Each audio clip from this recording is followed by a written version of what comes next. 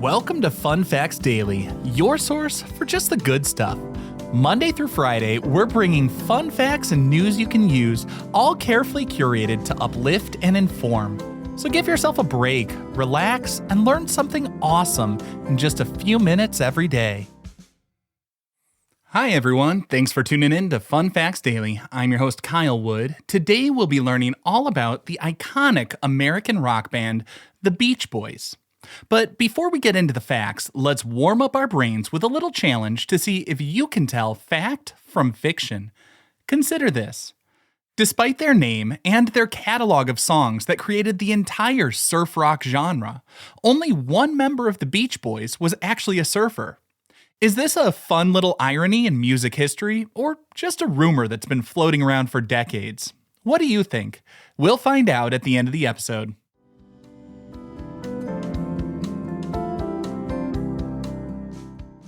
Time for our word of the day. Today's word is monophonic, often shortened to just mono. The word monophonic comes to us directly from two different ancient Greek words. It combines monos, which means single or alone, with phone, which translates to sound or voice. So the word literally means single sound or single voice.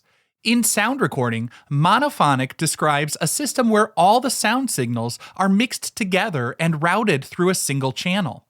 Whether you have one speaker or 20, a mono recording sends the exact same signal to all of them. This was the standard format for most pop music recordings throughout the 1960s, designed for the AM radios and record players of the time.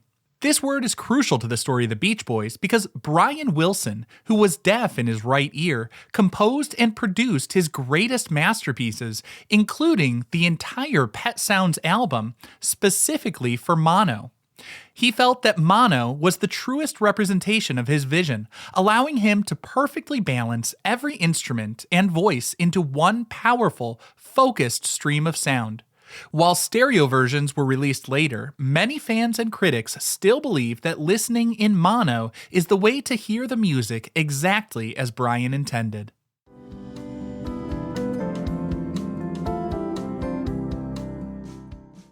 Now for your daily high five, our top 5 fun facts about the Beach Boys. Number 1, before they were the Beach Boys, the band had a different, more seasonal name. The group's first single was called Surfin'. When the promotional records were printed, the record label, Candix Records, decided to change the band's name from the Pendletones to the Beach Boys to better reflect their sound. The Pendletones was a nod to the popular Pendleton wool shirts that were a favorite of surfers at the time. The band members themselves didn't even know their name had been changed until they saw it on the record. While the name change was a surprise, it ultimately proved to be a stroke of marketing genius.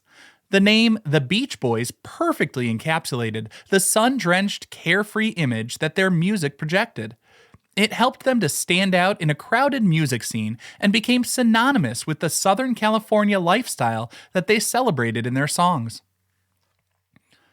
Number 2. The band's groundbreaking album, Pet Sounds, was inspired by the Beatles' Rubber Soul. Brian Wilson was so impressed with the Beatles' 1965 album, Rubber Soul, that he set out to create an album that was just as cohesive and artistically ambitious. He wanted to move beyond the simple surf rock sound that had made the Beach Boys famous and create a more mature and complex work of art. The result was Pet Sounds, an album that is now widely regarded as one of the greatest of all time. Pet Sounds featured a lush and innovative sound that was unlike anything else in popular music at the time. Wilson used a wide range of instruments, including sleigh bells, bicycle horns, even a barking dog, to create a rich and textured soundscape. The album's sophisticated harmonies and introspective lyrics were a major departure from the band's earlier work and helped to pave the way for other experimental rock albums of the 1960s. Number 3.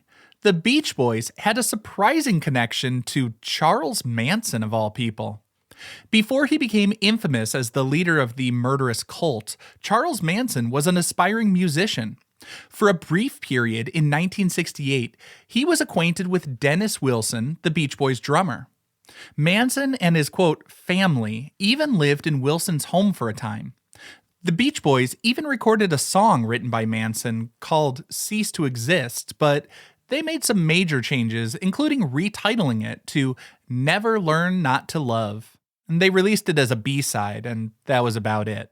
The association with Manson would later come back to haunt the band, and Dennis Wilson's only statement on the matter was basically he never wants to talk about that chapter in his life. Fair enough. Number 4, the hit song Good Vibrations was one of the most expensive and time-consuming songs ever recorded at the time. Brian Wilson was a notorious perfectionist in the studio, and Good Vibrations was his magnum opus. The song was recorded over a period of 8 months in 4 different studios at a cost of over $50,000, which was an astronomical sum for a single in 1966. Wilson used a modular approach to recording, piecing the song together from dozens of different musical snippets. The song's innovative use of the electro-theremin, a new and exotic instrument at the time, gave it a futuristic and otherworldly sound. Good Vibrations was a massive commercial and critical success, and it cemented the Beach Boys' reputation as one of the most creative and forward-thinking bands of their generation. And our 5th and final fun fact for today, the Beach Boys are one of the best-selling American bands of all time, with incredible longevity on the charts. With an estimated 100 million records sold worldwide, the Beach Boys have had a lasting impact on popular music. They've had 36 songs in the US Top 40, the most by any rock band. Their music has been praised by critics and fans alike for its beautiful harmonies, catchy melodies, and innovative production. From their early surf rock anthems to their experimental later work, the Beach Boys have created a body of work that is both timeless and influential. They've been inducted into the Rock and Roll Hall of Fame, and their music continues to be enjoyed by people of all ages all over the world.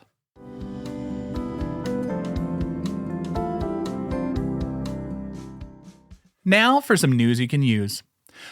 For all you producers and home studio musicians out there, here's a tip inspired by Brian Wilson's genius in the studio. When you want to create a rich vocal sound, think beyond simply doubling parts and move into vocal stacking. Instead of having a singer record the same exact melody line twice, treat each vocal take as a unique instrument in a choir. The goal is to build a chord with your voices, not just a louder melody.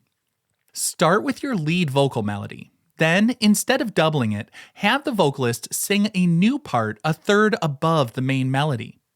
For the next layer, record a part a fifth above. Now, have them record the melody an octave lower. Don't be afraid to create harmony lines that have their own unique movement. They don't have to follow the main melody's rhythm exactly. This creates counterpoint and texture. When you mix these distinct harmony layers together, you'll achieve that classic lush sound where the vocals feel like a single, massive, shimmering instrument. This powerful principle doesn't just apply to vocals, though. You can use the same stacking mindset with any instrument to add incredible depth to your arrangements. Instead of having 2 guitar tracks playing the exact same chords, have one play the full chord while the second plays harmonizing intervals, like just the third and fifth of that chord. You could have a piano holding down the basic chord structure while a separate keyboard track plays an arpeggiated version, or a horn section where each instrument plays a different note of the chord. By thinking of your instruments as individual voices in a choir, you move beyond a flat wall of sound and start creating a truly three-dimensional production. Now for the moment you've been waiting for. At the beginning of the show, I asked if it's true that only one member of the Beach Boys was an actual surfer. Well, that's a fact. Dennis Wilson was the only member of the band who actively surfed. The rest of the guys, including Brian Wilson, who wrote most of their iconic surf-themed songs, were not great surfers.